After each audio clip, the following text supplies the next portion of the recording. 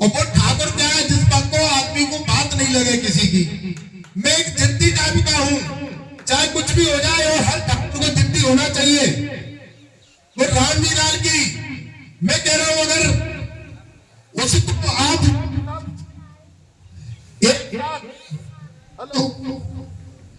हम आप लोग सब जब एक साथ होंगे तो वो रामजी लाल को बहुत जल्दी रमुआ बना देंगे। रमुआ जी बिल्कुल निश्चित कह करके चल रहा है। मैंने भी उसके लिए भी था, मैंने कहा रमुआ तेरे को अभी पता नहीं है राजपूत क्या होता है। जिस दिन तू अंटे में आ जाएगा तेरे को नानी याद आ जाएगी, और नानी याद चाहे कुछ भी हो जाए। एक कहावत है, या तो हम आगे बढ़ते नहीं है और बढ़ते हैं तो पीछे मुड़ के देखते नहीं है। हमारा इतिहास उसने पढ़ा नहीं है, उस कमीने ने, उस कुत्ते ने।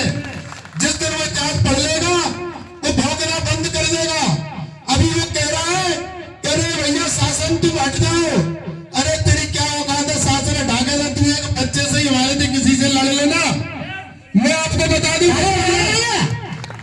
मैं अपने गांव की बात बता रहा हूं। मैं और मेरे चाचा का लड़का था, हम पढ़ के आए तो हमारे संग में एक और समाज जो रहती है उनके लोग हमारे नीम काटने के लिए संग ले जाते थे। तो उनका लड़का बोला क्या नहीं नहीं नहीं आज नहीं जाऊंगा। हमने क्यों नहीं जाएगा, नीम काटना है तेरे को, नहीं जाऊंगा। तो वो अपनी मम्मी के पास, माँ के पास पहुंच गया। हम जाके उसको पकड़ के ला रहे थे तो उसकी माँ कह रही बेटा नहीं जा रहा, जिद है नहीं जा रहा मेरा लड़का। हमने क्यों नहीं जाएगा? अरे वो कैसे मारोगे तुम, एक सा ही खून है, तुम में अलग से खून है, मारोगे तो मेरे चाचा के लड़के ने ऐसी ऐसी उंगली काट ली और बोले एक सा खून है तो तुम अपने लड़के से निकलवा के बता दे, पता पड़ जाएगा मेरे तेरे खून में क्या अंतर है। तो हमारे खून अलग है, जो खून हम में वो किसी में नहीं है। ये भाग्यशाली है हम उस वंश में पैदा हुए जो अन्य किसी भी समाज में खून नहीं है, जो एक राजपूत समाज में है। इतिहास गवाह है राजपूतों का सिर कट गया, संख्या कम हो गई, लेकिन आज भी आपने देखा होगा गांव में कैसा भी हो, लेकिन फिर भी मेरे गांव में जो सेठ लोगों को कहते हैं कि भैया ठाकुर तो चूल को गुरु है। तो हम जब चूल के गुरु हैं तो हम तो साथ साथ खड़े हैं। ऐसे एक नहीं 1000 राम जी आ जाए कोई फर्क नहीं पड़ने वाला है।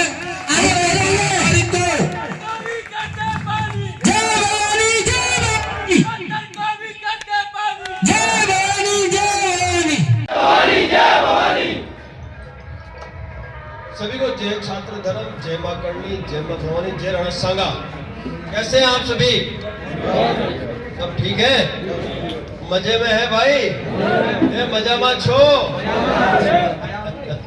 अभी मैं तो गुजरात से आया हूँ तो मैं उसी हिसाब से बात करूंगा, लेकिन मैं आप सभी का आभारी हूँ, ऋणी हूँ कि आप सभी ने इतने समय तक हमारा इंतजार किया। 3 बजे का समय था और हम 6 बजे के आसपास यहाँ 6:30 बजे हम पहुँच रहे हैं। तो हम सभी आपके ऋणी हैं और आप सभी की वजह से हमारे अस्तित्व का निर्माण हुआ है।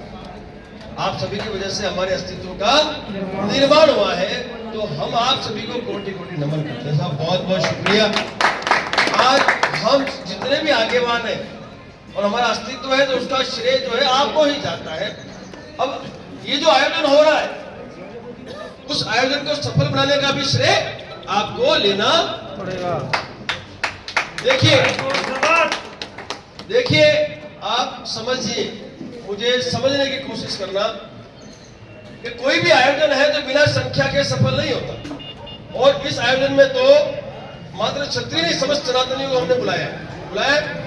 हमने सार्वजनिक आमंत्रण सभी को दिया है कि मात्र क्षत्रिय समस्त सनातनी इस आयोजन में अपनी उपस्थिति अवश्य दर्ज करवाए। गलत तो बात नहीं है सब भाई।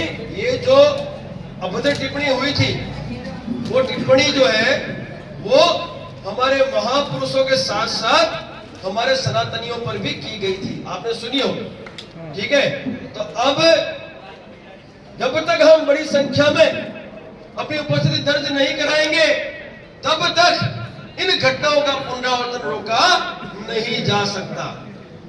आप समझिए, मैं आपको समझाना चाहता हूं कि अब जो अनुमति की बात थी वो तो हो गई, कार्यक्रम की अनुमति हमारे से नहीं दिखे इतने से, चाहे ज़्यादा एजेंसी का बहुत लोगों को देना होता है, इसलिए थोड़ा इशू बनता है। यहाँ से कर लो, ऐसे कुछ नहीं दिख रहा है। और इसमें सुमन लाल बना हुआ था, उसका लड़का मिला हुआ था और जो पुलिसकर्मी मिले हुए थे, जल्दी से उनको हम जल्दी कोर्ट में घसीटेंगे। कर लेंगे, छोड़ेंगे। अच्छा, वो जो अम्मू जी हैं वो मतलब क्या आप अलग अलग हैं या करनी से ना स्टेट वाइड स्टेट के अलग? अलग अलग है। देखिए, जैसे कि आप लोगों को पता है कि कुछ दिन पहले समाजवादी पार्टी का राज्यसभा सांसद रामजी लाल सुमन ने राज्यसभा में राणा सांगा जी को गद्दार और उनके औलादों को गद्दार बोला।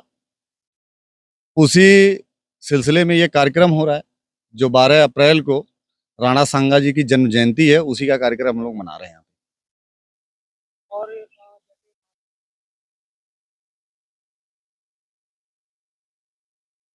जैसे माफी मांगेंगे वैसे वैसे माफी मंगवाएंगे।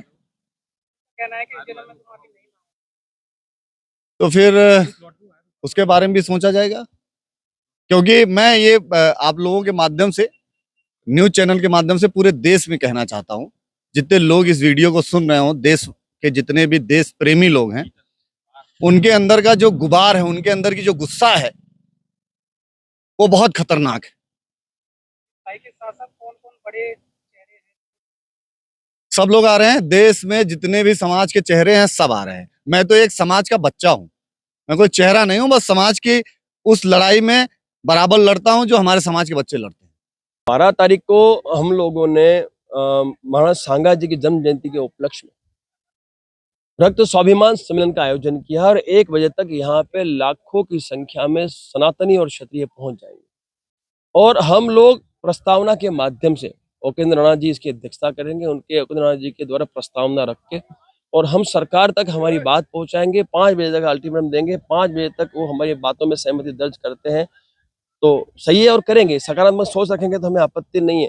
तो हमें यही है कि सरकार हमारी उस अपेक्षा पे सहमत हो और हम उस महापुरुष के स्वाभिमान की रक्षा के लिए उस दिन न्याय के लिए हमारा योगदान सुनिश्चित करें। सर, मैंने क्या कहा आपको, 5 बजे तक का समय सरकार प्रशासन का है। 5 बजे के बाद समय हमारा शुरू होगा और मैं आपसे कहना चाहता हूँ, हम क्षत्रिय हैं, हम इस देश की संपत्ति को या देश की जनता को नुकसान नहीं पहुंचा सकते और पहुंचाएंगे भी नहीं। हमारी जो लड़ाई है वो लड़ाई है सुमन लाल से है। आवश्यकता पड़ी तो सुमन लाल के वहां हम लोग कूच करेंगे, तो मुझे लगता है कि वो आवश्यकता नहीं पड़ेगी। सरकार भी जानती है, प्रशासन भी जानता है कि हमारी जो अपेक्षा है वो सकारात्मक है। उन अपेक्षाओं पे सहमति हो गई तो हमें कोई आवश्यकता ही नहीं है। नहीं हुई तो साहब फिर भाई आर पार की जब बात कर ही रहे हैं तो आर पार के लिए हमें उतरना ही पड़ेगा, लेकिन हम सकारात्मक लेके चल रहे हैं और हमें आशा है कि सरकार हमारी इन अपेक्षाओं पे सहमति दर्ज अवश्य करेगी।